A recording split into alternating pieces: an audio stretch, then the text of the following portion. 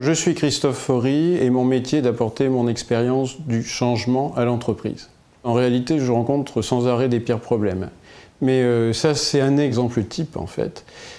C'était une entreprise classique, mais qui a connu une très forte croissance et qui, au bout d'un certain temps, se rend compte que son processus le plus important prend beaucoup trop de temps. En fait, c'est le processus qui transforme une demande de client en contrat.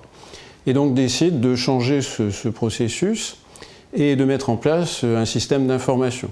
Et la transformation est radicale parce qu'en fait, ils réduisent de 10 la durée de ce processus. Donc il y a une SS2I interne qui travaille pendant 2 ans sur le sujet.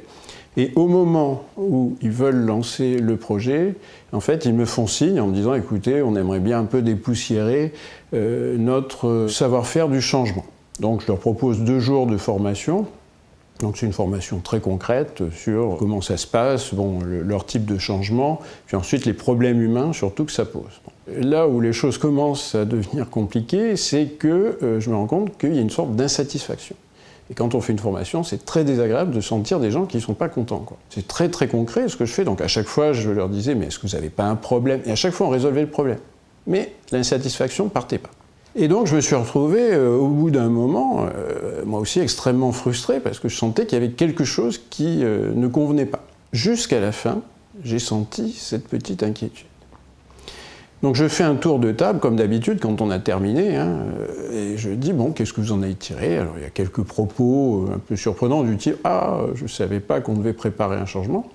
Et puis le directeur informatique se tourne vers moi et me dit « Écoutez, je vous remercie beaucoup parce que vous m'avez expliqué que ce n'était pas moi qui devais conduire le changement. » Et en fait, ça a débloqué le problème. Pourquoi? Parce qu'ils pensaient tous que parce que ce directeur informatique avait développé le logiciel, ça devait être lui qui devait le mettre en place. Alors qu'en fait, c'était un problème de travail, de métier. Donc c'était à la direction de clientèle de piloter les choses. Et donc d'un seul coup, ça a fait tilt. Et à partir du moment où ça a eu fait tilt, ils savaient comment faire.